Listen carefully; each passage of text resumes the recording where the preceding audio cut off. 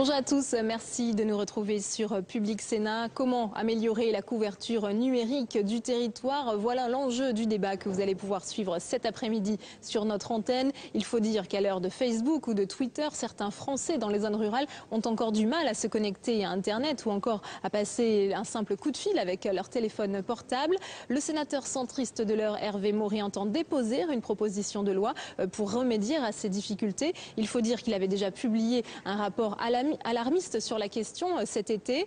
Ces critiques interviennent alors que le gouvernement vient de lancer dans le cadre du grand emprunt un plan d'équipement Internet à très haut débit par la fibre optique dont l'objectif est de couvrir 100% du territoire d'ici à 2025. Tout de suite donc direction l'hémicycle pour ce débat sur la couverture numérique du territoire. Très bonne séance à tous. Monsieur le Président, Monsieur le Ministre, mes chers collègues, je voudrais tout d'abord remercier la Commission de ce débat qui s'inscrit dans le prolongement du rapport que j'avais présenté au mois de juillet, Aménagement numérique des territoires, passer de la parole aux actes. Ce rapport avait été adopté à l'unanimité et je crois que cette unanimité, comme le fait que ce débat soit inscrit aujourd'hui à notre ordre du jour, témoigne de l'importance que notre Commission accorde à ces sujets et témoigne également de l'inquiétude de notre Commission sur la situation réelle de notre pays en matière numérique. Notre Commission est en effet convaincue que les technologies numériques, les technologies de l'information et de la communication sont un atout indispensable à nos territoires. Nous savons très bien qu'un territoire, même enclavé, s'il a une couverture numérique satisfaisante, pourra attirer des entreprises, attirer de nouveaux habitants, alors que dans le cas contraire, il connaîtra un inévitable déclin. Nous savons aussi ce qu'apportent à nos territoires les technologies de l'information et de la communication en matière de services publics, en matière d'enseignement, en matière d'e-santé ou en matière de qualité de vie. Je ne développerai pas ces points par manque de temps. Et notre commission, qui est aussi la commission de l'économie, est naturellement sensible à l'apport des technologies de l'information et de la communication en termes de compétitivité économique et notamment de compétitivité internationale. Je rappelle l'étude récente réalisée par le cabinet McKinsey en mars 2011 qui fait état de 700 000 emplois créés grâce aux technologies de l'information et de la communication depuis 2000 et qui identifie 450 000 créations nettes d'emplois directs ou indirects à horizon 2015. Et je crois que ce n'est pas un hasard si aujourd'hui la Corée vise l'ultra haut débit avec des connexions non pas à 100 mégas comme nous l'envisageons mais à 1 giga à horizon 2012. Et face à cette situation, notre commission est inquiète. Elle est inquiète car elle a le sentiment que, comme trop souvent dans notre pays, on se voile la face, on se berce d'illusions et on veut croire à une réalité qui n'existe pas. En matière de haut débit, on nous indique, ce qui est exact, que 98,3% des foyers bénéficient d'un accès ADSL. Ce chiffre, effectivement, peut paraître tout à fait satisfaisant, même s'il met de côté 450 000 foyers. Mais il faut bien savoir que ce chiffre, il vise les connexions à partir de 512 kilobits seconde. Or, le ministre l'a reconnu lui-même en commission. Aujourd'hui, en dessous de 2 mégabits seconde, nous avons un service qui n'est pas satisfaisant. Et si on prend comme référence cette connexion à 2 mégabits seconde, le taux de connexion n'est plus de 98,3%, mais de 77%. Et si on vise l'offre triple play, à laquelle aspirent bon nombre de nos concitoyens, eh bien là, il y a plus de la moitié des Français qui ne peuvent pas y prétendre. En matière de téléphonie mobile, c'est la même chose. Le rapport de notre collègue Bruno Sido indiquait que 99% de la population a accès à la téléphonie mobile par au moins un opérateur en 2G. Ça représente quand même 100 000 personnes qui en sont exclues, en ayant en tête que la moitié de ces 100 000 personnes sont concentrées sur 13 départements. Mais surtout, il faut bien savoir que si l'on arrive à ce chiffre qui, là encore, peut paraître satisfaisant, c'est parce qu'on a un instrument de mesure qui n'est pas du tout adapté à la réalité. C'est un instrument de mesure qui a été établi il y a une quinzaine d'années quand la téléphonie mobile était balbutiante et qui ne prend en compte que la possibilité de recevoir la téléphonie mobile à l'extérieur des bâtiments, dans des zones habitées et en position immobile, ce qui est pour le moins paradoxal pour un téléphone mobile. Et lorsque l'on parle de la mesure dans les zones blanches, eh bien là, c'est encore plus extraordinaire puisqu'il suffit qu'il y ait un seul point de la commune qui soit couvert pour que dans les statistiques, l'intégralité de la commune soit considérée comme couverte. Nous avons déjà eu ce débat ici. Vous aviez reconnu, Monsieur le Ministre, qu'effectivement, il fallait se pencher sur cette question de l'instrument de mesure qui n'était pas, vous l'aviez reconnu vous-même, satisfaisant. Et c'est d'ailleurs pour cela que notre Haute Assemblée a adopté par 2 fois un amendement visant à ce qu'on considère les choses différemment et que l'on ne considère pas qu'une commune est couverte dès lors qu'un point et un point seulement de sa commune est couvert. En ce qui concerne le très haut débit, pour ce qui est du très haut débit mobile, vous le savez, le Parlement a considéré que l'objectif d'aménagement du territoire devait être l'objectif prioritaire dans l'attribution des fréquences. Vous l'avez vous-même confirmé, Monsieur le Ministre, mais en même temps, vous avez dit qu'il fallait aussi être très attentif à la valorisation de ces fréquences. Et donc, nous serons très attentifs à l'équilibre que vous mettrez entre ces différentes priorités, parce qu'on ne peut pas vouloir tout traiter comme priorité. Il y a un moment où il faut hiérarchiser les priorités. Mais là où nous sommes le plus inquiets, c'est naturellement sur le très haut débit fixe. Aujourd'hui, le déploiement est encore très embryonnaire dans notre pays, puisqu'il y a seulement 1 135 000 foyers qui sont raccordables et 555 000 qui sont effectivement abonnés à la fibre. À ce rythme-là, la FNCCR, la Fédération nationale des collectivités concédantes et de régie, estime, non sans humour, j'espère que c'est de l'humour en tout cas, qu'il faudra 100 ans pour couvrir notre territoire. Et notre pays, contrairement à ce que vous nous avez dit en commission, Monsieur le Ministre, n'est pas en tête parmi les puissances comparables, puisque selon un classement établi par le FTTH Council, nous sommes 22e sur 26 dans le panel analysé par cette institution internationale. Alors, le président de la République a fixé en 2010 des objectifs ambitieux et on s'en réjouit. Il a souhaité que 70% de la population bénéficie du très haut débit en 2020 et 100% en 2025. Tout cela est très bien, si ce n'est qu'il y a malheureusement fort à parier, et je veux bien aujourd'hui en faire le pari avec vous, que ces objectifs ne seront pas tenus. Le modèle de déploiement qui a été choisi nous paraît en effet être un modèle qui n'est pas pertinent. Je rappelle qu'il y avait plusieurs modèles qui pouvaient être envisagés. Nous avions nous-mêmes, quand je dis nous, c'est notre pays, envisagé de recourir il y a un peu plus de 2 ans à un opérateur mutualisé, ce qui n'a pas été retenu car l'opérateur historique n'y était pas favorable. D'autres solutions auraient pu être envisagées, à l'instar de ce qui se passe à l'étranger. Je vous rappelle qu'en Australie, il y a un opérateur unique qui a été créé pour déployer la fibre sur le territoire. Je vous rappelle qu'en Finlande, c'est un partenariat public-privé qui assure ce déploiement de la fibre. Nous aurions pu aussi envisager, comme nous l'avons fait en France avec le réseau autoroutier, des concessions au niveau régional.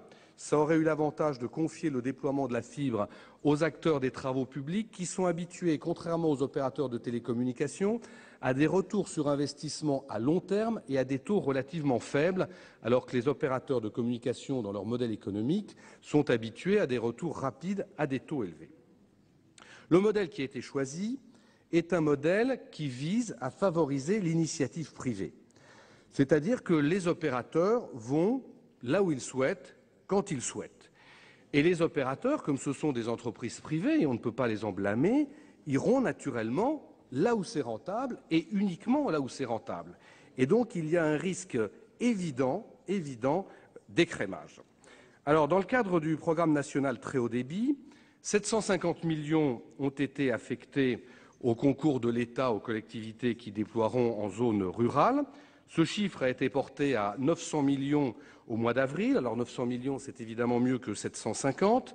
mais on est encore très loin des besoins en la matière, puisque dans le rapport que j'avais remis il y a tout juste un an au Premier ministre, nous avions considéré qu'il fallait alimenter le Fonds d'aménagement numérique du territoire à hauteur de 600 millions par an sur 15 ans pour pouvoir atteindre les objectifs fixés par le Président de la République.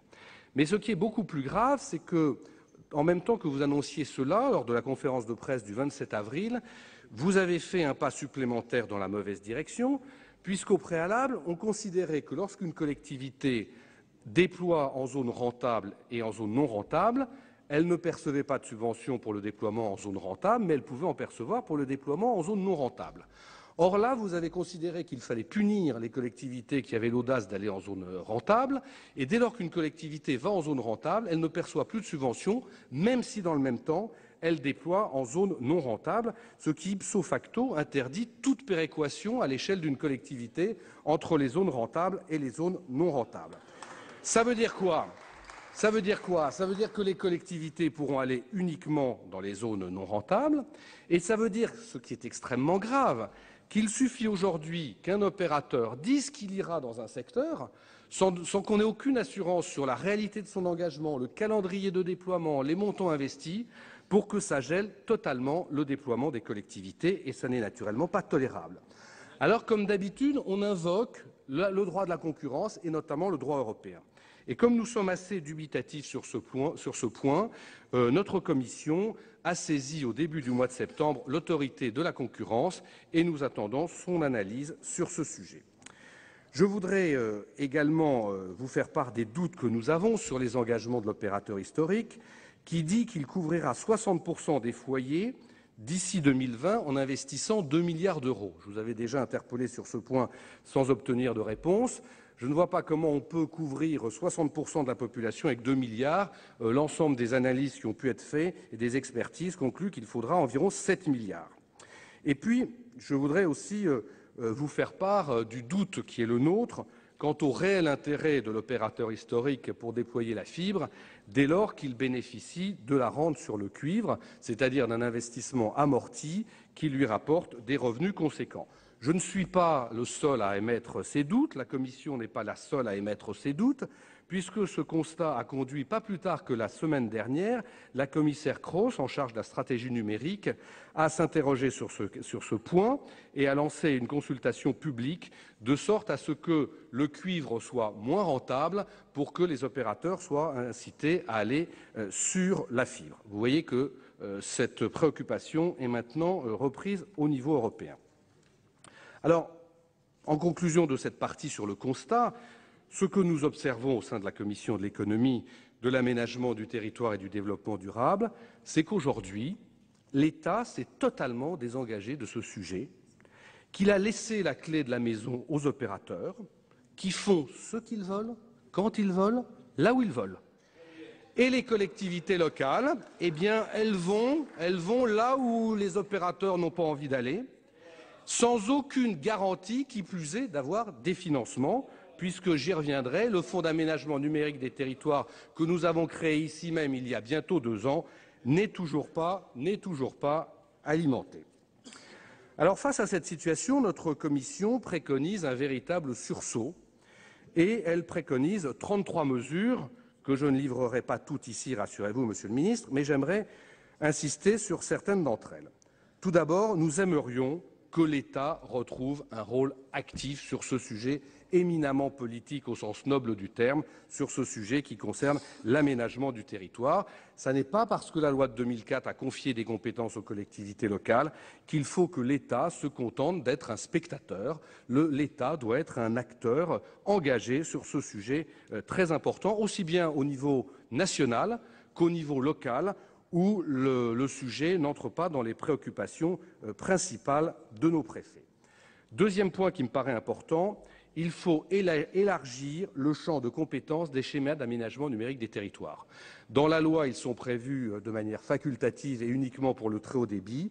Nous demandons à ce qu'ils soient obligatoires, nous demandons à ce qu'ils soient opposables et nous demandons à ce qu'ils couvrent l'ensemble de la problématique numérique, car tout ça fait un tout, le haut débit, le très haut débit et la téléphonie mobile.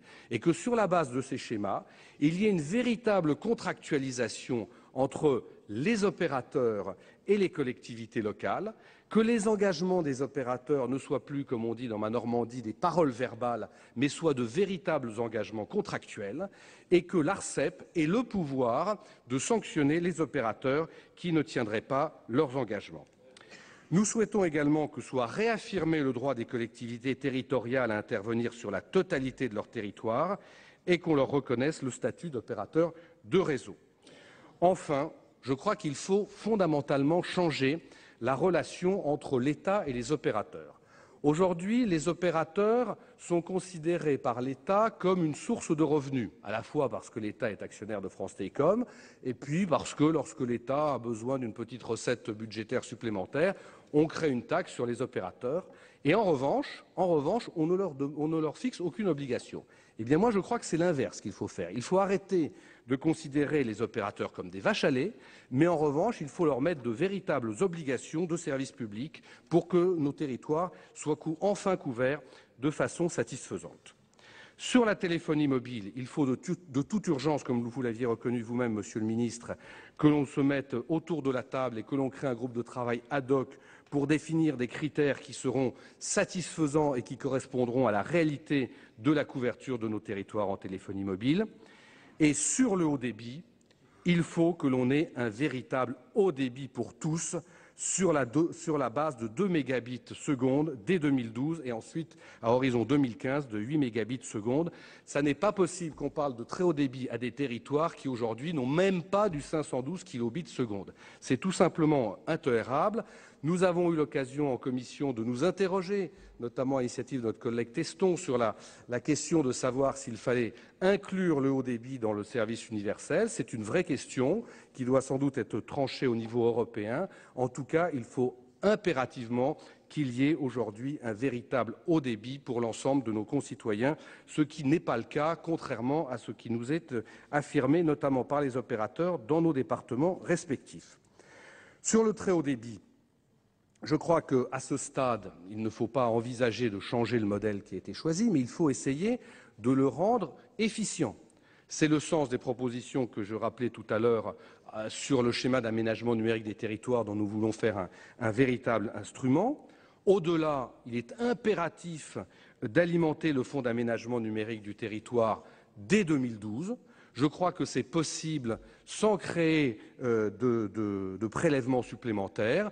Je rappelle que nous avions, lors du projet de loi de finances pour 2011, ici même, suggéré qu'une part de la recette supplémentaire générée par l'augmentation de la TVA sur l'offre triple play, qui a quand même dégagé 1,1 milliard d'euros supplémentaires, nous avions suggéré, à titre d'exemple, qu'une partie de cette recette supplémentaire soit affectée au Fonds d'aménagement numérique du territoire.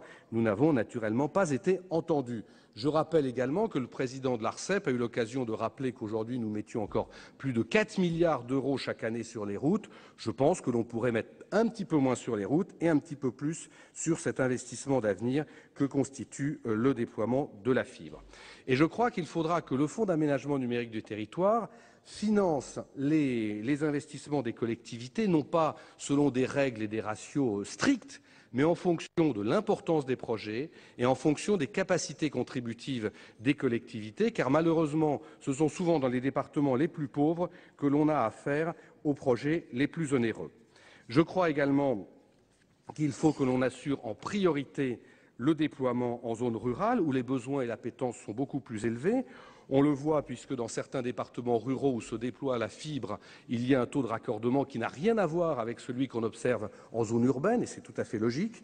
Dans l'Ain, on a un taux de raccordement qui est de 60% lorsqu'il y a la fibre, alors qu'il n'est que de 5% à Paris. Il faudra aussi revoir les modalités d'utilisation du milliard d'euros du guichet A, car je pense que proposer des prêts aux opérateurs n'a pas de sens et qu'il vaut mieux réorienter ces crédits vers du co-investissement. Il faudra également que l'ARCEP se penche sur la tarification du très haut débit aux professionnels, puisqu'aujourd'hui il y a des tarifs qui sont tout à fait différentiels. Il faut également travailler à une harmonisation des référentiels techniques pour que d'un département à l'autre, on ait des réseaux qui soient en concordance et en homogénéité. Et puis, dernier aspect, il faudra naturellement, en 2013, faire le bilan du modèle qui a été choisi pour ne pas continuer de manière illimitée et sans aucune analyse à appliquer un modèle qui ne serait pas pertinent. Et je crois qu'à ce moment-là, il ne faudra pas s'interdire, le cas échéant, de changer de modèle de déploiement. Le sujet est beaucoup trop important pour continuer à aller droit dans le mur. Voilà, Monsieur le Ministre, ce que je voulais vous indiquer. Nous attendons des réponses à ces propositions. Nous attendons aussi des réponses aux questions qui vous avaient été posées en commission le 20 juin. Je vous ai adressé le 23 juin dernier un certain nombre de questions auxquelles je n'ai toujours pas eu de réponse. J'ai eu le 19 juillet un accusé de réception signé de votre directeur de cabinet, mais je n'ai toujours pas eu de réponse aux questions que j'avais posées, que j'ai quand même rappelées rapidement parce qu'elles sont importantes. Comment le gouvernement entend revoir les critères de mesure de la téléphonie mobile? Quelle initiative entendez-vous prendre pour résorber les zones blanches? Comment le gouvernement entend contrôler le respect des engagements pris par les opérateurs? Et puis j'en ajouterai une autre qui m'a été soufflée par l'actualité. Vous vous souvenez, Monsieur le Ministre, qu'en application de la LME, le gouvernement avait pris un décret relatif au droit à la connaissance des réseaux par les collectivités locales. Ce décret avait été annulé par un vice de forme et nous avions, lors de la transposition de la directive ici même, fait en sorte de sécuriser ce décret, de le sécuriser juridiquement, de telle sorte à ce qu'il puisse être repris à l'identique. D'après les informations dont nous disposons, il semblerait que le gouvernement, mais j'espère que vous allez nous affirmer le contraire, serait en retrait et ne serait plus disposé à reprendre le même décret que celui qu'il a pris initialement, car l'opérateur historique ne serait pas favorable à cet accès trop large des collectivités à la connaissance de leur réseau, en tout cas à titre gratuit. C'est ce qui m'a été indiqué et on attend là aussi une réponse de votre part. Alors pour conclure, Monsieur le Ministre, mes chers collègues, je crois que nos territoires aujourd'hui ont soif de débit. Depuis ce rapport, on a eu un appel qui a été lancé cet été à Aurillac par les réseaux d'initiative publique qui demandent aussi des mesures fortes. Et puis j'aimerais attirer votre attention sur un sondage qui m'a moi-même surpris. C'est un sondage qui a été réalisé par l'Association des maires ruraux et qui place la problématique numérique en premier, devant toutes les préoccupations des élus ruraux, devant même l'école, devant même les routes. Cela montre à quel point les territoires ruraux sont en attente d'avoir une couverture numérique satisfaisante. Alors vous le savez, nous n'entendons pas en rester là. Nous aurons à l'issue de ce débat une proposition de loi que je déposerai avec notre collègue Philippe Leroy, car nous pensons dans cet hémicycle, Monsieur le Ministre, qu'il est temps de passer de la parole aux actes. Merci, mon cher collègue. Dans la suite du débat, la parole est aux orateurs des divers groupes. Le premier orateur, c'est Madame Mireille Schurch pour le groupe CRC. Mes chers collègues, vous avez la parole.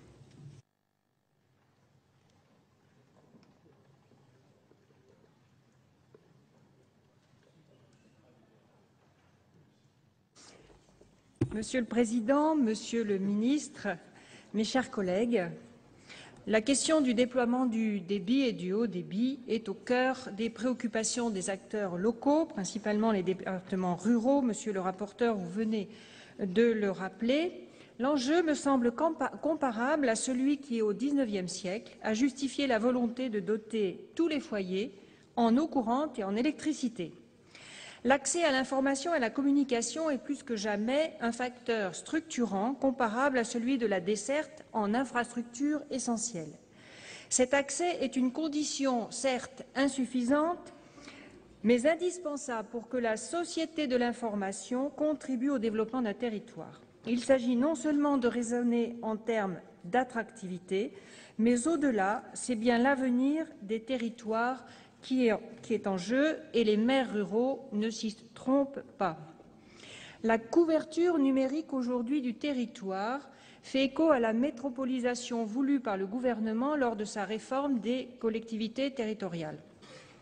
Réforme largement désavouée par les élus locaux qui ont vu à juste titre dans cette nouvelle organisation un abandon croissant d'une large fraction du territoire national.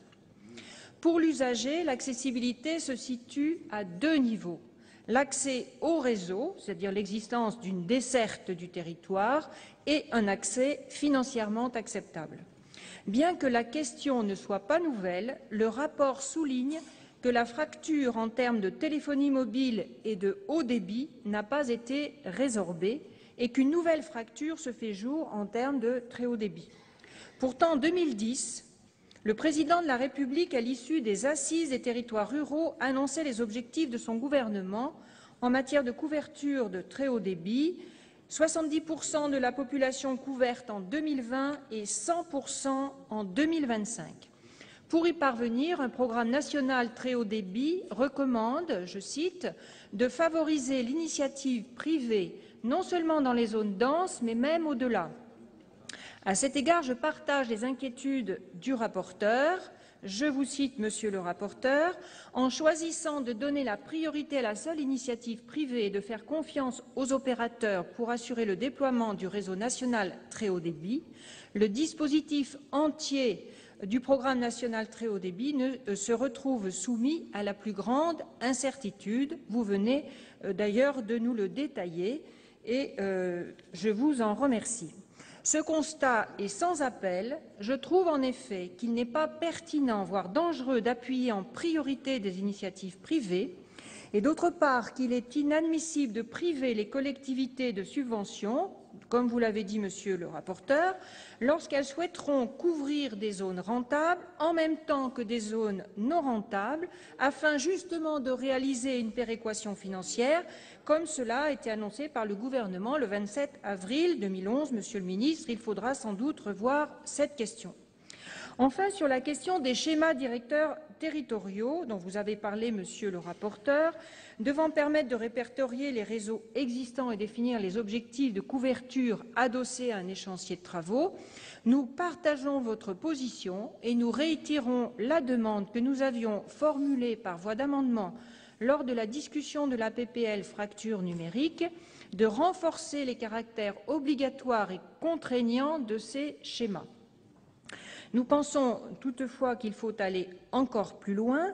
La question de l'aménagement numérique du territoire est liée à la déréglementation du secteur et au paysage concurrentiel qui a émergé par la suite. Cela n'est pas nouveau, c'est ce que nous constatons tous les jours pour les entreprises en réseau comme le transport ou l'électricité. Aujourd'hui, comme cela a été souligné lors des auditions, l'aménagement numérique du territoire pose de façon urgente la question d'un service public des télécommunications, la reconnaissance d'un service universel sur laquelle il faudra bien se pencher pour reprendre la terminologie européenne d'accès à la téléphonie mobile au haut et très haut débit. À cet égard, il est précisé dans le rapport, je cite, que la concurrence n'est pas un objectif en tant que tel, mais un moyen de satisfaire l'intérêt général, et qu'en ce domaine, la concurrence ne semble pas le meilleur moyen d'atteindre cet objectif, propos que je partage. En matière financière, alors qu'un dispositif de péréquation nationale existe dans tous les secteurs de services publics ouverts à la concurrence, le gouvernement a estimé qu'il ne fallait pas dissuader les opérateurs privés d'investir et a donc privé le Fonds d'aménagement numérique de financement adéquat. Or, la possibilité de taxer les opérateurs privés n'est pas dangereuse comme on l'entend souvent. Elle est impérative au vu des investissements nécessaires dont vous avez parlé, Monsieur le rapporteur, pour irriguer l'ensemble du territoire national. Sans ressources pérennes octroyées au Fonds d'aménagement numérique, comment penser que la fracture numérique pourra se résorber, voire être prévenue concernant le très haut débit? En effet, il n'est pas socialement juste, au vu de la crise du pouvoir d'achat que nous traversons, de solliciter l'usager via une contribution de solidarité numérique ou les consommateurs via une taxe sur les produits électroniques grand public. De surcroît, la proposition qui consisterait à céder des participations de l'État dans certaines entreprises publiques pour les affecter au Fonds d'aménagement numérique est pour nous inacceptable. Nous estimons qu'il est absolument urgent de plébisciter un service universel du haut débit, appuyé sur un pôle public des télécommunications, capable de faire les investissements nécessaires afin de permettre le fibrage de l'ensemble du territoire. La mise en place de réseaux publics est préférable à l'octroi de subventions à des opérateurs privés porteurs de leur seul intérêt individuel. Le phénomène de libéralisation des télécommunications a été enclenché en 1993. L'expérience montre aujourd'hui que cela a conduit à une opacité des offres de services, à une baisse de la qualité des services de maintenance dont se plaignent nos concitoyens et à des ententes entre les opérateurs privés pour se partager les bénéfices et surtout laisser sur le bord du chemin les territoires jugés non rentables économiquement. Monsieur le rapporteur, vous parlez de risque d'écrémage. Or, comme le souligne le rapport du Conseil économique et social, je le cite, « Pour le développement numérique des territoires, il est aujourd'hui essentiel de faire prévaloir les critères d'aménagement du territoire sur ceux de la concurrence. C'est ce que réclament fortement les maires ruraux. C'est pourquoi nous regrettons que le rapport ne revienne pas sur le découpage du territoire national en 3 espaces étanches. Nous ne souscrivons pas à cette vision qui, de fait, crée une rupture d'égalité par un mécanisme de privatisation des profits et socialisation des pertes. En outre, dans cette configuration, les collectivités locales les plus concernées vont être lourdement, et le sont déjà, sollicitées dans la droite ligne de la loi sur l'économie numérique, alors même qu'elles payent déjà lourdement le désengagement de l'État. Il est essentiel de rappeler que le coût de l'accès au numérique sur tout le territoire doit être pris en charge essentiellement au niveau national et non au niveau local. Faisons attention. Renforcer le rôle des collectivités ne doit pas conduire à un désengagement de l'État qui ne peut que se traduire par l'émergence d'une France à 2 vitesses. L'État, pour moi, est le garant de l'intérêt général sur tout le territoire national. Ainsi, l'État, actionnaire principal de France Télécom, doit reprendre la main, infléchir la stratégie de l'entreprise afin d'employer les dividendes qu'il reçoit pour aider les collectivités locales. L'opérateur historique et les fournisseurs d'accès à Internet dégagent des marges considérables sur cette activité depuis plusieurs années. C'est pourquoi ils ne peuvent envisager de faire seulement appel aux subventions des collectivités dans les zones blanches ou grises et concentrer leurs intentions d'investissement sur les zones rentables sans contribuer au fonds d'aménagement numérique. L'État doit imposer un critère d'aménagement du territoire. Enfin, il faut être extrêmement vigilant. Le numérique ne doit pas servir à renforcer, voire légitimer le retrait de l'État. Si la e-administration permet aux habitants des territoires ruraux d'effectuer à domicile et à toute heure une multitude de démarches administratives, elle favorise cependant l'isolement et une certaine fracture sociale. Il en est de même pour la télémédecine, qui, si elle peut être utile dans certaines configurations très particulières aux patients et aux médecins, ne doit pas être une réponse à la désertification médicale. En conclusion, je dirais que le modèle qui nous est proposé depuis plusieurs années a conduit aux multiples fractures dont souffre notre pays, qu'elles soient sociales, scolaires, postales, énergétiques ou numériques. Le résultat des élections sénatoriales du 25 septembre dernier est un signal fort et confirme le mécontentement des élus locaux face à l'abandon de toute une partie du territoire. Cela nous conforte dans l'idée que les territoires doivent être au cœur de toute réflexion sur les services publics en réseau et que l'État doit reprendre la main. Merci, ma chère collègue. La parole est à Monsieur Raymond Vall du groupe RDSE.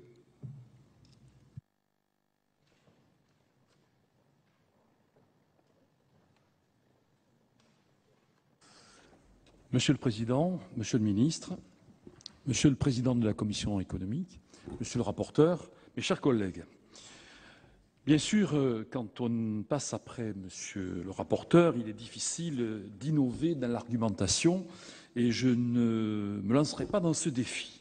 Je voudrais tout simplement d'abord féliciter bien sûr la Commission économique de nous permettre de mettre à l'ordre du jour ce sujet fort important dès la reprise de nos travaux et je voudrais bien sûr féliciter le rapporteur pour cet énorme travail ainsi que remercier pour leur contribution les sénateurs Xavier Penta et Bruno Sill. La question de la couverture numérique du territoire tient particulièrement à cœur, bien sûr, à tous les sénateurs, mais bien entendu, plus particulièrement aux sénateurs de la ruralité dont je suis. Car je fais partie de ces 13 départements où nous avons toujours ces zones blanches qui sont là, qui ne disparaissent pas, qui apparaissent comme une injustice inacceptable et qui, évidemment, commencent à entraîner ce que tout le monde a dénoncé. Mais quand on dit tout le monde, on pourrait dire, bon, voilà, les sénateurs, les députés, le ministre. Mais non, dénoncé par le président de la République lui-même, au cours de son discours de Morée. Alors évidemment, ce discours de Morée, j'en avais fait mon livre de chevet.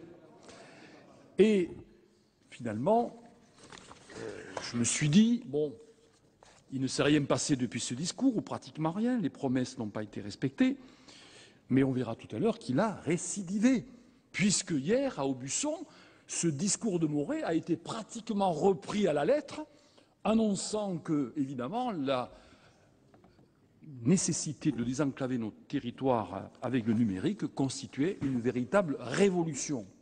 Alors comment veut-on faire une révolution si, évidemment, les promesses de l'État, bien sûr, sont sans suite, mais surtout si, par 2 fois, le président de la République annonce, bien sûr, des engagements qui ne sont pas respectés, cela devient inacceptable. C'est d'autant plus inacceptable que le rapport donc, qui a été fait par notre collègue Morée, a été voté à l'unanimité et qu'il n'y a pas de contestation, qu'il ne peut pas il ne peut pas aujourd'hui se poser la question de savoir si ce rapport peut être orienté par un discours politique. Ce n'est absolument pas le cas. Personne n'a mêlé la politique à ce sujet. Et bien sûr, nous sommes tous dans nos territoires aujourd'hui dans les situations que certains annoncent comme devant arriver. Nous avons déjà des entreprises qui se délocalisent parce qu'elles n'ont pas le haut débit. Nous avons déjà des problématiques qui s'annoncent irrécupérables. Il a été évidemment fait état des problèmes des services publics. Bien sûr, la médecine, la télémédecine sont au cœur de ces services publics. Comment peut-on imaginer des territoires où nous avons une désertification médicale qui est déjà en situation de poser des problèmes qui entraînent un problème de vie ou de mort sur ses habitants. Le médecin qui est en permanence le week-end et qui a un secteur de plus de 50 km, comment fait-il pour avoir accès au dossier médical s'il n'a pas de liaison une fois qu'il est dans la ruralité la plus profonde? Il s'agit d'une personne humaine qui est en attente de pouvoir être soignée et pour lequel le médecin doit nécessairement avoir accès au dossier médical. Impossible dans notre territoire. Donc on voit bien qu'il y a là une urgence qui pousse certains territoires à manifester, cela a été dit, je ne vais pas le reprendre, à la révolte, et la révolte s'est traduite par un vote que nous connaissons tous. Et bien sûr, cette injustice est d'autant plus insupportable lorsque, dans des régions comme la nôtre, en Midi-Pyrénées, nous cumulons la nécessité, évidemment, de se substituer aux compétences et à l'État. Comment voulez-vous que nous puissions continuer à œuvrer dans le sens de ce désenclavement numérique après avoir apporté notre contribution au TGV, après avoir apporté notre contribution aux routes nationales à hauteur de plus de 50%, après avoir apporté notre contribution à tout ce qui est maison de service public, maison de santé, il faut aujourd'hui à nouveau être celui qui va, sur le terrain, compenser d'une part le désengagement de l'État et surtout se substituer au minimum que l'État pourrait faire, cela a été donc déjà abordé. Les opérateurs aujourd'hui sont dans une anarchie complète. Personne ne peut maîtriser leurs décisions et on en arrive à des situations ubuesques puisque dans certains territoires, on a vu l'opérateur historique venir placer une fibre à côté de la fibre placée par le Conseil général ou par une collectivité. Et le troisième opérateur qui en finalité a été évidemment retenu a placé une troisième fibre. Donc on est dans une situation inacceptable. Inacceptable et évidemment tous nos débats ici nous font répéter toujours les mêmes choses Et nous commençons à désespérer. Monsieur le ministre, je vous le dis, cette révolte des territoires ruraux continuera évidemment à remonter et à provoquer dans certains territoires un découragement, puisque cela a été dit, les sondages font apparaître que la couverture numérique constitue l'élément essentiel de la demande des territoires, et donc nous aurons une situation qui deviendra ingérable. Alors, bien sûr, comme tous mes collègues, je vous demande, Monsieur le ministre, d'apporter un certain nombre de réponses. Les 33 propositions qui ont été faites me paraissent non seulement raisonnables, mais devoir avoir une réponse. Peut-être que la première réponse, c'est de dire quand on veut faire une révolution, il faut se donner les moyens, mais pourquoi ne pas tenir compte de la proposition qui est faite, de créer un véritable ministère de l'aménagement de territoire et du désenclavement numérique qui prenne à bras le corps ce problème.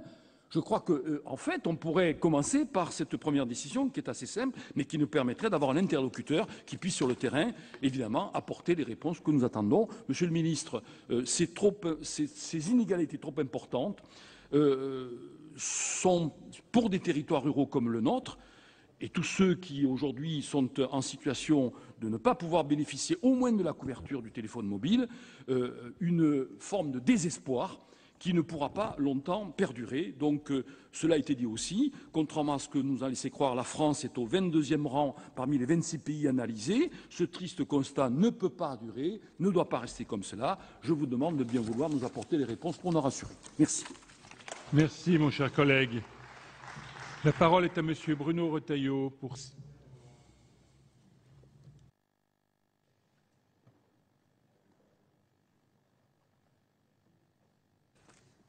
Bien, Monsieur le Président de la Commission, Monsieur le Ministre, chers collègues.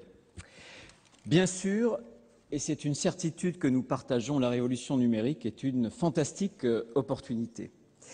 Elle rebat tous les jours les cartes dans tous les domaines, économiques bien sûr, culturels, international. On a écrit et dit que les révolutions arabes avaient été des irrévolutions. Le mouvement s'accélère toujours plus. Il faut pour les grands réseaux de plus en plus de débit, de capacité et de vitesse. Et le haut débit, nous en parlions il y a quelques instants, est à peine installé dans la profondeur de nos territoires que désormais on parle du très haut débit. Bien sûr, cette révolution, elle suscite beaucoup d'espérance. Et vous l'avez compris, Monsieur le Ministre, elle suscite en même temps des craintes, la crainte du déclassement d'un certain nombre de nos territoires. Je voudrais essayer d'apporter un peu de réalisme et d'objectivité pour dire que dès lors que l'on parle de ces infrastructures essentielles pour l'avenir, c'est-à-dire que se prépare le futur de nos territoires et notre pays, il y a deux choses à séparer, le mobile et bien sûr le fixe. Sur le mobile, je ne veux pas m'appesantir, je partage très largement, Monsieur le rapporteur, vos conclusions, celles du rapport de Bruno Sido. Simplement deux constats. Premier constat pour remarquer le paradoxe dans lequel souvent nous sommes avec nos concitoyens qui veulent toujours plus de couverture et toujours moins d'antennes. Disons-le à cette tribune, faisons-le remarquer, et ce n'est pas le président de la Commission qui va me démentir sur ce sujet. Deuxième constat, bien sûr, il faut supprimer les zones blanches le plus vite possible. Sur la 4e génération, un enjeu fantastique puisque ce sera l'infrastructure très haut débit mobile et ce sera aussi pour beaucoup de territoires un ersatz pendant longtemps à la fibre. Donc il ne fallait pas louper ce virage. Ce sont en même temps ces fréquences basses, ce sont en même temps des fréquences qui ont un pouvoir de couverture de nos territoires 3 fois supérieur aux fréquences habituelles. Eh bien, je me félicite, je le dis à cette tribune, que grâce à un travail entre la commission du dividende numérique, que j'ai l'honneur de présider, le gouvernement et l'ARCEP, on ait pu fixer des dispositions et des contraintes dans l'attribution des fréquences comme jamais il n'en a été fixé en France. Le premier critère, le critère prioritaire, ces fréquences seront attribuées dans un peu plus de 3 mois, c'est l'aménagement numérique du territoire, grâce à des dispositions en termes de couverture nationale, en termes de zones prioritaires qui vont concerner 80% du territoire et avec des obligations en même temps de mutualisation. Je le dis pour que cela soit au moins dit une fois pendant ces débats. Le mobile et bien entendu le très haut débit, le fixe, la fibre, sachant que, je le disais à l'instant, je crois que le déploiement du très haut débit sera forcément étalé dans le temps et qu'il sera de toute façon multimodal. Bien. Je voudrais simplement répondre à quelques interrogations et poser à Monsieur le ministre quelques questions. Sur les interrogations, beaucoup d'intervenants ici ont parlé du modèle. Il y a deux modèles polaires qui s'opposent. Pour moi, ce sont deux impasses, très clairement. Le modèle de la concurrence pure et parfaite, ça nous mène dans le mur. On sait que cette concurrence ne pourrait couvrir au plus 40% du territoire. Premier modèle, c'est une impasse. Le deuxième modèle est tout autant une impasse. C'est le modèle du monopole public. J'ai entendu parler aussi tout à l'heure de l'Australie. C'est une impasse. C'est une impasse juridique parce que l'Australie n'est pas dans l'Union européenne, ça n'a échappé, je pense, à personne, et que nous avons un cadre européen, c'est un souverainiste qui vous le dit d'ailleurs, un problème, je tiens à le dire, je tiens à le rappeler au moins, un problème budgétaire. Si nous avons un monopole public qui paie, où trouver l'argent? L'Australie, c'est un peu plus de 20 milliards d'euros. Si on ne va pas chercher les recettes et si on ne va pas compter sur notamment le levier privé, et en même temps techniquement, je ne suis pas sûr que tout le monde ait réfléchi à la conséquence de ce modèle qui voudrait et qui inclurait une séparation non seulement fonctionnelle, mais structurelle de l'opérateur historique. Le voulons-nous, chers amis, cette séparation structurelle? J'en doute encore. Le modèle que la France a choisi est un modèle mixte. Il mélange initiative privée, là où c'est rentable effectivement, et initiative publique.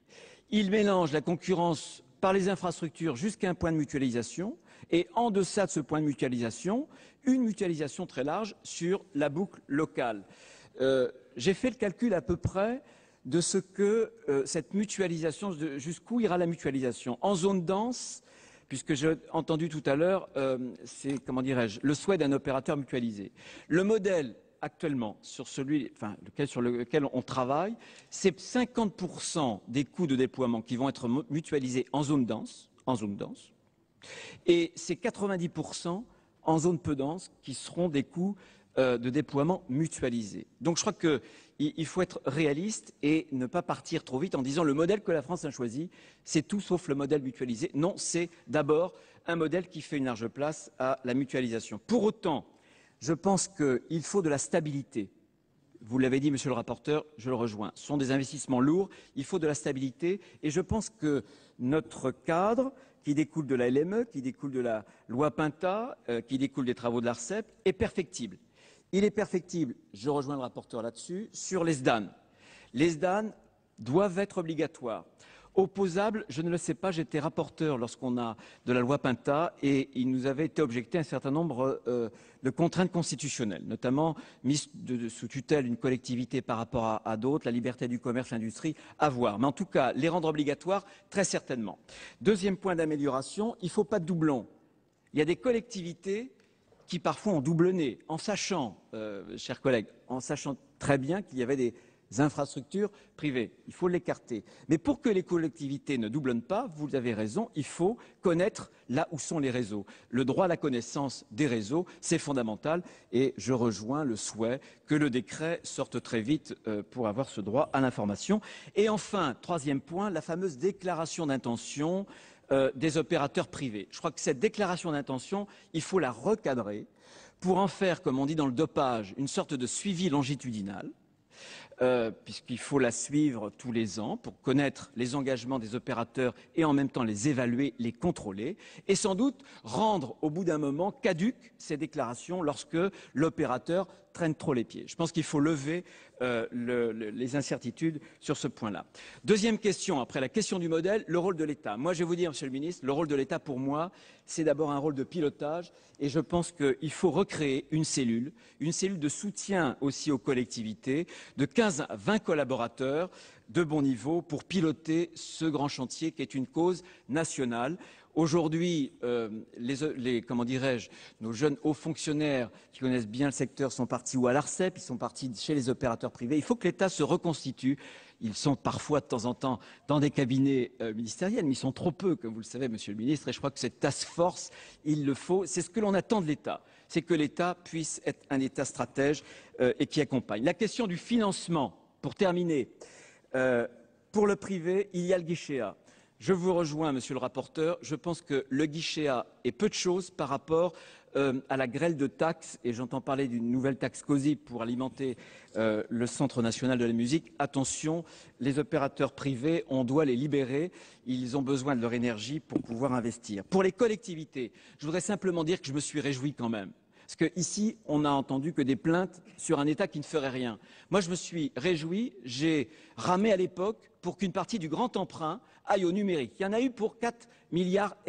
Alors je le dis, là aussi, c'est quelque chose de positif et autant le dire. En revanche, je pense que la qualité du financement, ça doit être un système péréquatif. Je pense que le CGI, pour l'instant, en fonction du taux de ruralité, a un taux de subventionnement des projets publics entre 33 et 45. Je pense qu'il faut garder cette règle-là.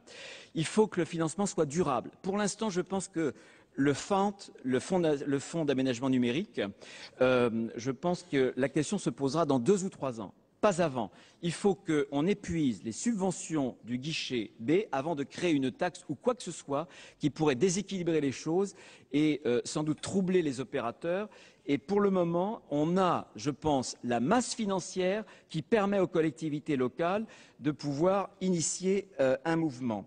Enfin, il faut que le financement de l'État soit ciblé. J'ai une proposition à vous faire, Monsieur le Ministre.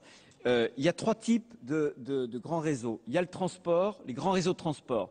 Ceux-là, ils sont faits par les opérateurs. Il y a la boucle locale, les collectivités, les opérateurs le font. Et entre les deux, il y a un maillon manquant, les réseaux de collecte.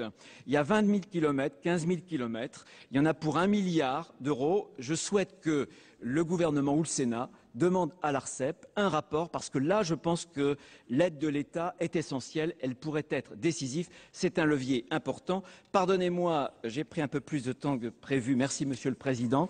En tout cas, pardon d'avoir été sans doute trop technique, mais il s'agit néanmoins de l'avenir et de la place de notre pays au sein du monde et à l'intérieur du pays. Il s'agit du beau principe de l'égalité territoriale auquel nous croyons tous et nous tenons tous. Merci de votre attention. Merci. Merci, mon cher collègue.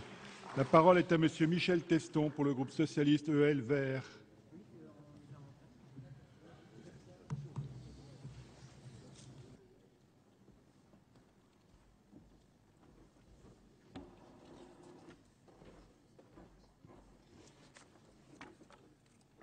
Monsieur le Président, Monsieur le Ministre, Monsieur le Président de la CEDAT, Monsieur le rapporteur, chers et chers collègues. L'existence d'infrastructures de transport de qualité, routes, autoroutes, voies ferrées, aéroports, a longtemps été considérée comme le seul moyen efficace de désenclavement des territoires. Le développement des technologies numériques a changé la donne en faisant apparaître que même les territoires bien desservis par les infrastructures de transport risquaient de connaître le déclin s'ils ne bénéficiaient pas aussi d'une bonne couverture numérique. Dans les départements, notamment ruraux, où une partie du territoire est éloignée des grandes infrastructures de transport, le désenclavement numérique est un enjeu majeur. Le groupe socialiste du Sénat a toujours été convaincu que le désenclavement numérique nécessite une action forte, ce qui explique nos très nombreuses interventions sur ce thème, en séance et en CEDAT notamment. Et ce débat nous permet de rappeler de manière globale nos analyses et positions dans ce domaine. La télévision numérique terrestre, d'abord. Lors de la loi de mars 2007, relative à la modernisation de la diffusion audiovisuelle et à la télévision du futur, malgré nos efforts pour aller au-delà, l'objectif de couverture en hertzien a été fixé à 95% de la population métropolitaine, avec pour conséquence une couverture à moins de 90% dans les départements les plus ruraux.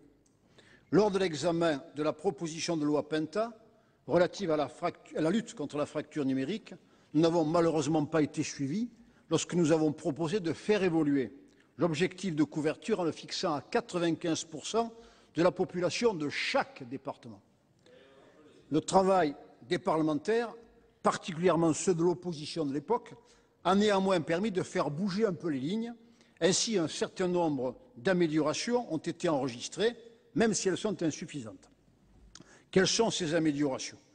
Le CSA, Autorité de régulation en matière de communication audiovisuelle, a introduit un correctif départemental en vue de garantir que dans chaque département, 91% de la population soit desservie.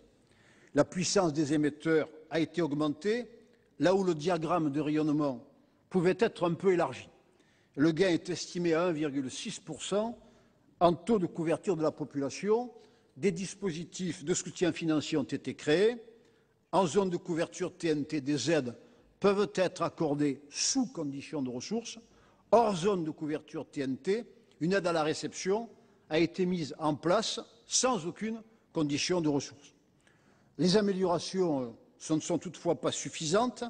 Ainsi est dérisoire, en raison du coût élevé d'équipement d'un réémetteur et de sa maintenance, la compensation de 100 € par foyer desservi attribuée aux collectivités locales qui décident d'allumer en numérique de petits réémetteurs arrêtés à l'extinction de la diffusion en analogique.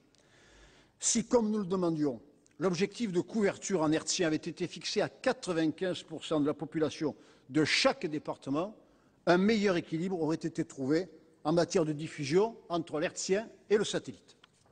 La téléphonie mobile. Selon l'ARCEP, au 1er janvier 2009, 97,8% de la population serait couverte en 2G par 3 opérateurs mobiles à la fois, 100 000 personnes représentant 2,3% de la surface du territoire métropolitain seraient en zone blanche, 50% des zones blanches seraient concentrées dans 13 départements. Il est possible de s'interroger sur la réalité de ces statistiques, notamment parce que l'instrument de mesure utilisé est insatisfaisant du fait qu'il considère comme couverte une commune dont seul le bourg-centre est desservi. Il est donc nécessaire de se mettre d'accord sur des critères pertinents pour déterminer les taux de couverture. Il est tout aussi essentiel d'achever la réalisation des programmes de résorption des zones blanches et de traiter les zones grises. La mutualisation entre opérateurs est à privilégier pour compléter les réseaux existants comme pour réaliser le futur réseau à très haut débit mobile. L'attribution des licences de la 4G et le déploiement de ce réseau doivent intervenir dans une logique d'aménagement du territoire et pas seulement avec l'objectif d'augmenter les ressources financières de l'État. Or, pour les licences 4G de la bande de fréquence 2,6 GHz, licences qui viennent d'être attribuées, les taux de couverture sont certes ambitieux, mais ils doivent être atteints d'ici à 15 ans. Le délai me paraît bien long. Il risque d'être de même pour les licences de la bande de fréquence 800 MHz, celles du dividende numérique, pour l'attribution desquelles la date de dépôt des candidatures est fixée au 15 décembre prochain. J'appelle, Monsieur le ministre, votre attention sur ce point essentiel. Le haut débit. Le gouvernement considère que le seuil du haut débit doit être fixé au minimum à 2 mégabits par seconde et plus à 512 kilobits par seconde. Si l'on retient ce seuil, seulement 77% des foyers disposent d'une connexion à haut débit. En outre, la moitié de la population française ne peut pas accéder à l'offre triple play qui nécessite un débit de 8 mégabits par seconde. Alors certes, la solution satellitaire permet d'apporter le haut débit sur tout le territoire, mais à un coût plus élevé que le réseau filaire et à un niveau de service inférieur. Devant ce constat, Hervé Maurey, dans son récent rapport, estime qu'il est nécessaire de mettre en place un haut débit pour tous, 2 mégabits par seconde d'abord, 8 mégabits par seconde ensuite. En privilégiant le réseau filaire, nous adhérons totalement à cette proposition. J'en viens au très haut débit fixe. Les projets actuels du gouvernement en matière de déploiement de la fibre optique risquent d'engendrer une fracture entre les zones denses très rentables pour les opérateurs et les zones non denses, rurales notamment, où l'investissement sera laissé à la charge des collectivités. Le président de la République a fixé des objectifs ambitieux en matière de très haut débit, 70% de la population métropolitaine raccordable d'ici 2020 et 100% d'ici 2025. En juin 2010, le gouvernement a présenté le plan national très haut débit, PNTHD, censé permettre d'atteindre cet objectif. Ce plan, je le rappelle, distingue 3 types de zones. les zones très denses, zone 1, où le déploiement est laissé à l'initiative privée sans aide publique, les zones moyennement denses, zone 2, où les opérateurs privés pourront bénéficier de prêts et de garanties d'emprunt, et les zones peu denses, 3, où seul investissement public est possible. À l'évidence, et le rapporteur l'a dit, ce plan favorise l'initiative privée, y compris dans les zones moyennement denses. Quant aux collectivités territoriales, elles sont cantonnées dans le déploiement des réseaux dans les zones rurales sans pouvoir effectuer une péréquation territoriale. En effet, l'interprétation restrictive du PN-THD par le gouvernement leur interdit de s'engager dans des projets intégrés associant dans un même déploiement des zones rentables et des zones non rentables. C'est la raison pour laquelle le modèle de déploiement retenu par le gouvernement fait la part belle aux opérateurs privés dont les engagements apparaissent largement unilatéraux. Enfin, les opérateurs privés ne contribuent pas du tout au financement du déploiement des réseaux dans les zones peu denses, alors que les instruments de financement public en zone 3 sont largement insuffisants. Ainsi, le Fonds national pour la société numérique, le FSN, disposera de 4,5 milliards d'euros au titre du grand emprunt pour répondre à des besoins nécessitant des financements beaucoup plus importants. Quant au Fonds d'aménagement numérique du territoire, le FANT, il n'est pour l'instant pas doté financièrement. Pour éviter une France à deux vitesses, des mesures d'inflexion du modèle de déploiement retenu sont donc nécessaires. Sur le plan législatif, il convient de replacer les collectivités locales au cœur de l'aménagement du territoire en reconnaissant leur statut d'opérateur dans le Code des postes et communications électroniques, à l'instar de ce que nous avons fait en 2004 avec l'article L. 1425-1 du Code général des collectivités territoriales. Il est tout aussi essentiel de reconnaître à l'autorité de régulation des communications électroniques et des postes, l'ARCEP, le pouvoir de prendre des sanctions en cas de non-respect par les opérateurs des engagements de déploiement de la fibre. Sur le plan réglementaire, le gouvernement doit permettre aux projets intégrés des collectivités territoriales, projets associés en dessert des zones denses et peu denses, d'être subventionnés pour la partie zone peu dense.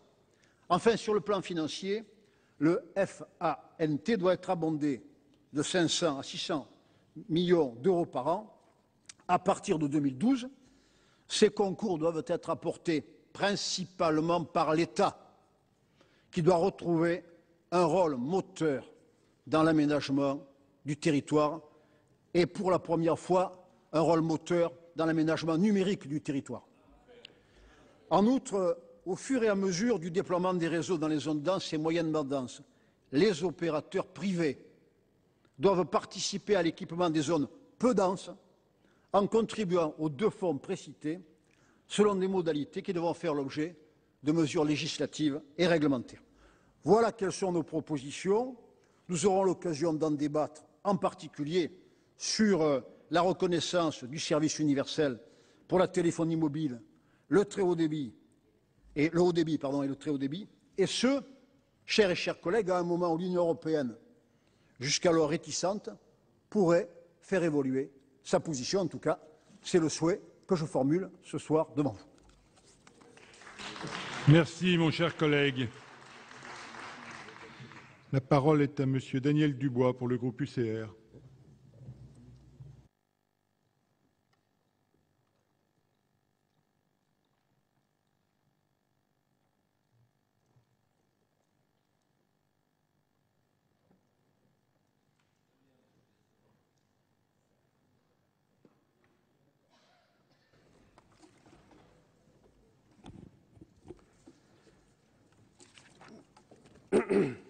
Monsieur le Président, Monsieur le Ministre, mes chers collègues, je tiens tout d'abord à saluer l'excellent rapport de notre collègue Hervé Maurey.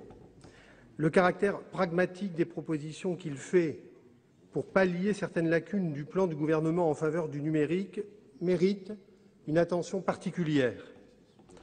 Le plan ambitieux du Président de la République prévoit la couverture de 70% du territoire en haut débit à l'horizon 2020 et 100% en 2025.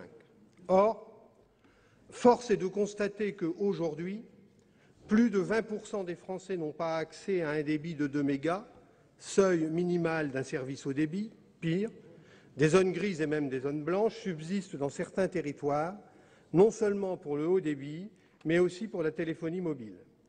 Les zones rurales, ça a été dit tout à l'heure par un de nos collègues, sont bien entendu les plus affectées par l'insuffisance des infrastructures numériques, alors même que c'est dans ces zones que la couverture numérique s'avère la plus indispensable.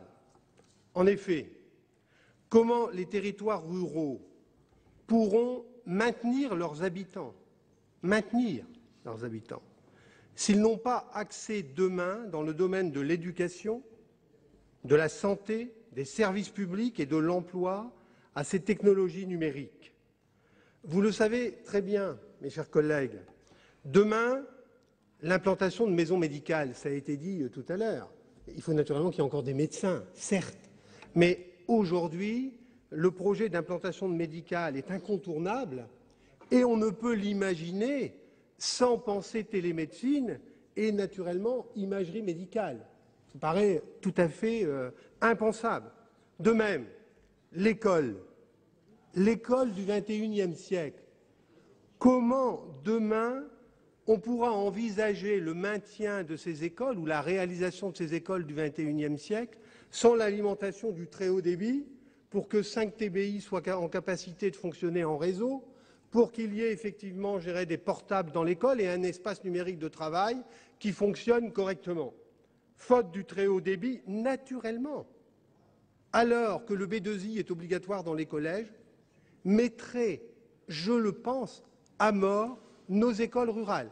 Mais ça veut dire aussi qu'on se prenne en main nous-mêmes, les élus ruraux, et qu'on ait la volonté de s'associer pour faire des écoles modernes et qu'on ne se limite pas à maintenir une école de 20 ou 30 élèves. Je pense qu'il faut que les deux soient réunis pour aboutir sur ce sujet. Enfin, la vitalité du milieu rural exige le développement de l'économie et de l'emploi et l'accès à des services administratifs équipés de très haut débit. Quelle entreprise demain acceptera d'aller s'installer dans un territoire rural si effectivement la zone d'activité n'est pas alimentée par le très haut débit et si on ne met pas à disposition demain des possibilités de télétravail sur nos territoires ruraux? Le développement et le maintien de nos territoires ruraux passe donc inexorablement par la couverture en très haut débit. Tout le monde s'accorde à le dire. Encore faut-il donner les moyens de le faire et surtout de le financer. Nombre de collectivités n'ont pas attendu. Conscientes de ces enjeux, elles se sont engagées dans ces équipements. Je voudrais prendre simplement l'exemple du département de la Somme. Nous avons créé un syndicat mixte qui s'appelle Somme Numérique. Il a aujourd'hui déjà couvert le territoire avec une fibre optique de 800 km pour un coût engagé de plus de 30 millions d'euros. Sauf que la démarche reposait sur le système de la péréquation, évidemment. Nous étions à la fois présents sur l'urbain et la location de la bande passante de l'urbain permettait d'alimenter en fonds publics l'équipement des territoires ruraux.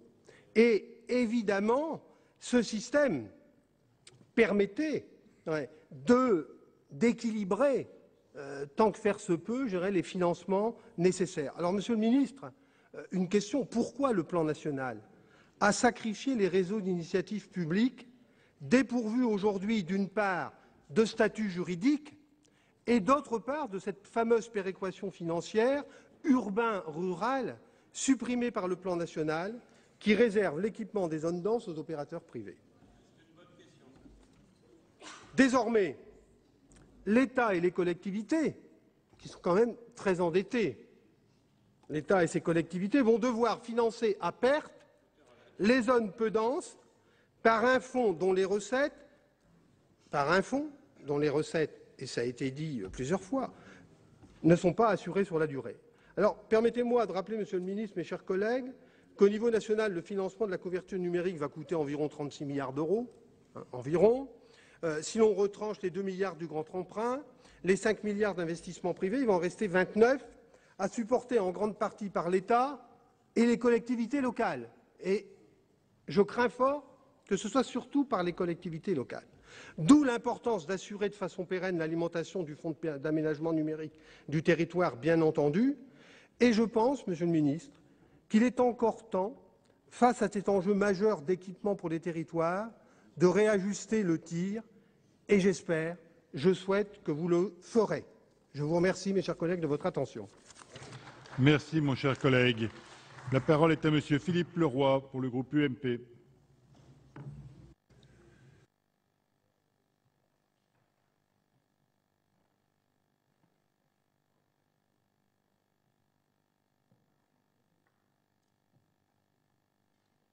Monsieur le Président, Monsieur le Ministre, Monsieur le Président de la Commission, Monsieur le rapporteur, je vous parlerai simplement en qualité d'homme de terrain, de président du Conseil général pendant près de 20 ans, de sénateur depuis 10 ans. Et je voudrais vous dire, mes chers collègues, Monsieur le Ministre, que le résultat relativement satisfaisant, les résultats relativement satisfaisants de l'installation du numérique sur notre pays sont dus grâce à l'intrusion des collectivités locales dans le modèle économique qui avait été choisi, sans qu'on l'ait décidé de façon très formelle. Dès 2004, dans une excellente loi rapportée par Bruno Sido et je ne sais plus à l'époque Pierre Hérisson, je crois, nous avions introduit le fameux article 1425.1.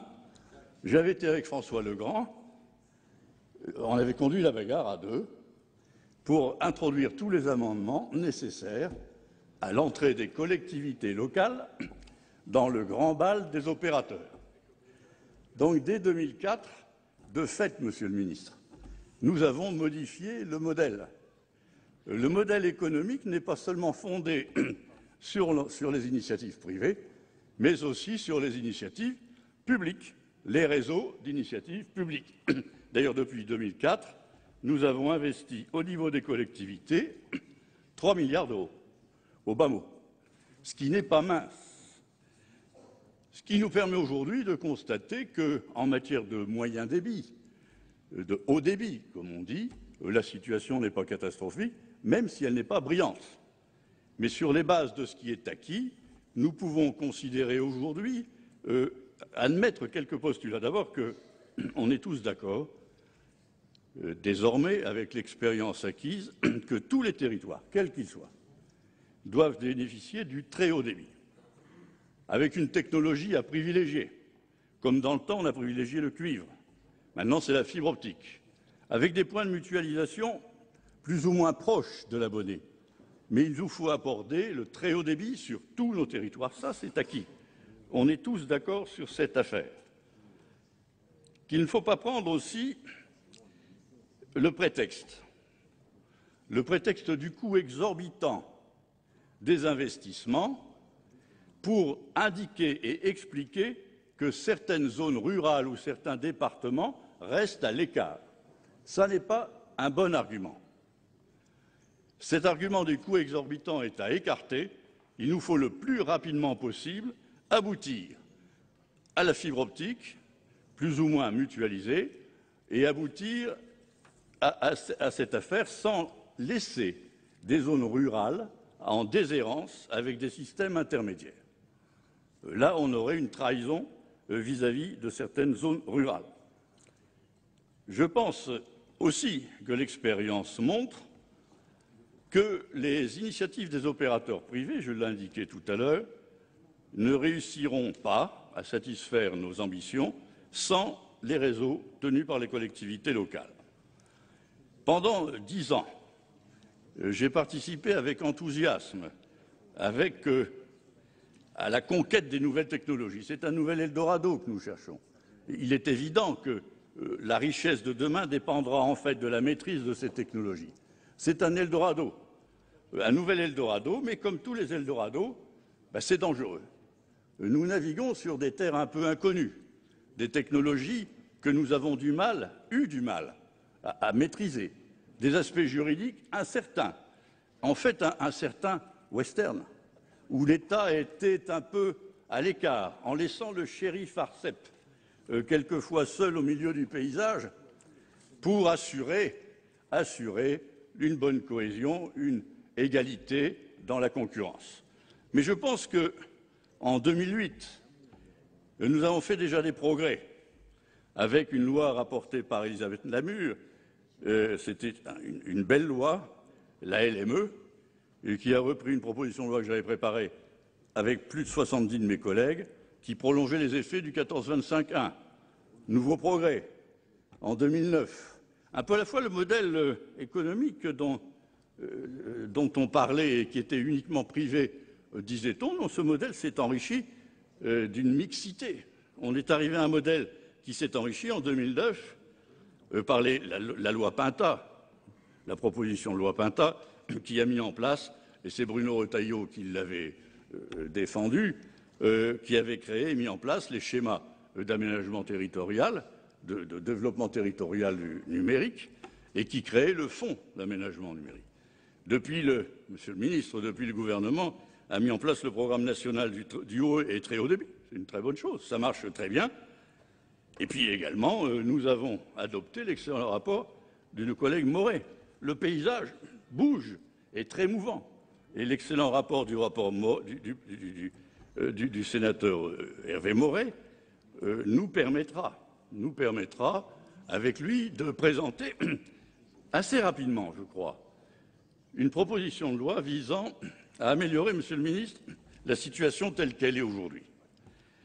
En effet, aujourd'hui, et je l'ai indiqué en rédigeant avec 7 autres collectivités locales, de droite comme de gauche d'ailleurs, un mémorandum que j'ai adressé aux sénateurs de la Commission des affaires économiques pendant l'été et que j'ai présenté à Aurillac. Il nous semble en effet que le rapport Moret, tout ce que nous avons fait, ce mémorandum d'Aurillac, les travaux de l'AVICA, l'association qui rassemble l'ensemble des collectivités qui s'intéressent au numérique, il nous semble en effet que tout cela doit nous conduire à préparer et à améliorer un nouvel outil. Nous craignons en effet, Monsieur le ministre, et c'est là, nous ne sommes pas très rassurés, et les différents orateurs l'ont indiqué, nous ne sommes pas très rassurés parce que nous craignons qu'en l'état actuel des choses, on arrive à une vitrification du territoire. Une vitrification qui permettrait un développement rapide de ces nouvelles technologies sur les territoires les plus peuplés, les plus denses, et un abandon des zones non rentables, moins rentables. On craint un peu un Yalta des télécoms qui séparerait les territoires qu'on donne à l'initiative privée et les territoires qu'on laisse au réseau d'initiative publique. Je pense qu'il faut éviter tout cela.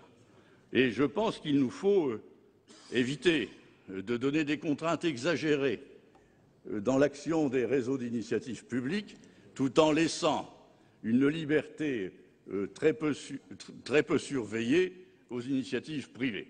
Je pense qu'il faut, par la loi, assez rapidement, moraliser un peu cette affaire, et je rejoins tout à fait les propositions qui ont été faites par différents orateurs, de mettre dans la loi, Hervé Moret en a parlé tout à l'heure, un certain nombre, et rapidement, un certain nombre de faits précis.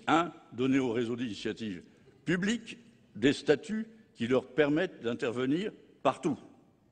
Elles peuvent déjà le faire, mais avec des contraintes financières quelquefois lourdes.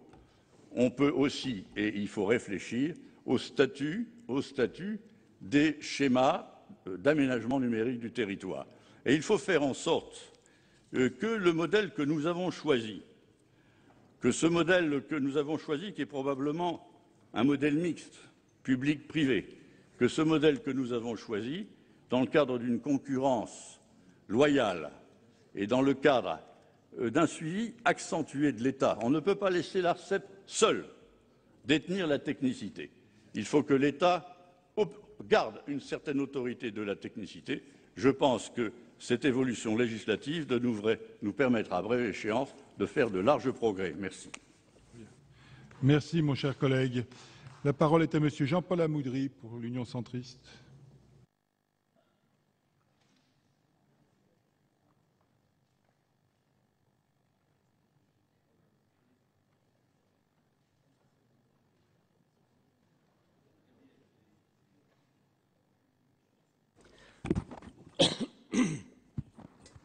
Monsieur le Président, Monsieur le Ministre, Monsieur le Président de Commission, Monsieur le rapporteur, mes chers collègues, je veux à mon tour saluer l'excellent rapport de notre collègue Hervé Maurey et remercier notre Commission d'avoir bien voulu organiser ce débat. Dans un créneau horaire très contraint, je me borderai à pointer les principales problématiques posées de mon point de vue dans la mise en œuvre du programme national très haut débit et je me permettrai à cette fin de faire référence à l'expérience que je vis dans le département de Haute-Savoie.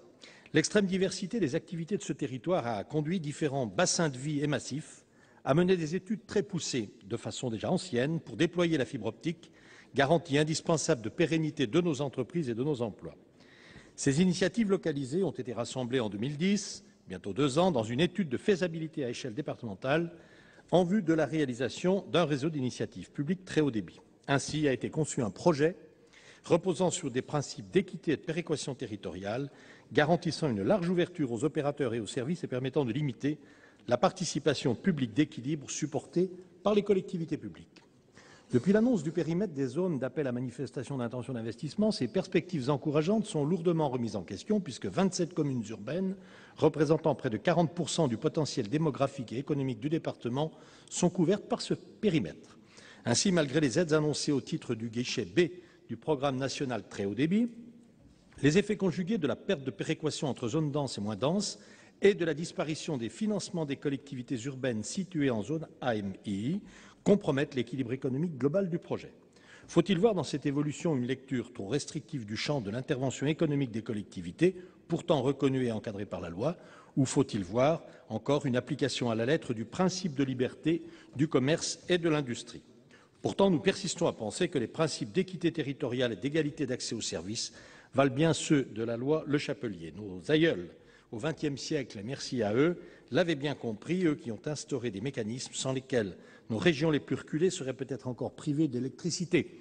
Cette hypothèse n'a d'ailleurs rien d'imaginaire quand on sait qu'aujourd'hui encore, des vallées de montagne sont désespérément oubliées par la téléphonie mobile, dont le déploiement a été confié aux opérateurs privés. Aujourd'hui, nous regrettons que nous nous refusions d'appliquer pour le très haut débit des mécanismes qui ont permis à notre pays de financer son réseau de distribution d'énergie électrique. Dans le cadre ainsi tracé, comment dès lors aménager nos territoires de façon efficace et équitable? La première question soulevée par les élus de zones urbaines concerne les délais d'intervention et de conduite à bonne fin des réseaux par les opérateurs privés. En l'état actuel des choses, une simple déclaration d'intention, nul engagement, nul contrat entre collectivités et opérateurs. Comment des responsables locaux pourraient-ils se satisfaire sur un enjeu aussi majeur de garanties qui n'en sont pas? En zone frontalière, limitrophe de la métropole genevoise, le territoire et ses habitants ont plus que partout ailleurs un besoin urgent de très haut débit. Comment pourrait-il attendre fin 2015 et au-delà pour que commence un déploiement dont nul ne sait quand il sera achevé? La deuxième question, Monsieur le Ministre, porte sur l'équilibre financier du RIP hors zone AMI. Les collectivités locales se sont engagées financièrement de façon conséquente, mais malgré leurs efforts, l'équilibre financier ne pourra être atteint. Alors, comment compenser ce défaut de péréquation, si ce n'est par le recours à l'État initiateur du dispositif général qui nous préoccupe aujourd'hui? Voudriez-vous donc, Monsieur le Ministre, préciser sur ce point les intentions du gouvernement? À court terme, comment adapter le dispositif actuel afin qu'il devienne le catalyseur des déploiements de réseaux d'initiatives publiques? Des projets aujourd'hui matures sont le fruit de plusieurs années de gestation. Personne n'ose imaginer qu'ils puissent être abandonnés. À long terme, quand et comment comptez-vous pérenniser le financement servant à abonder le Fonds d'aménagement numérique du territoire? Je vous remercie, Monsieur le Ministre, d'avance de vos réponses et de bien vouloir prendre en compte et donner suite aux propositions constructives formulées par le Sénat dans le cadre du présent débat. Merci, mon cher collègue. La parole est maintenant à Madame Bernadette Bourzet, socialiste ELVR.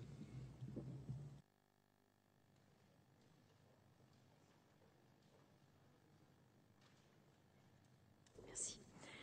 Monsieur le Président, Monsieur le Ministre, mes chers collègues, mon intervention portera sur l'accès au très haut débit dans les territoires ruraux et en particulier les plus handicapés d'entre eux, les territoires de montagne.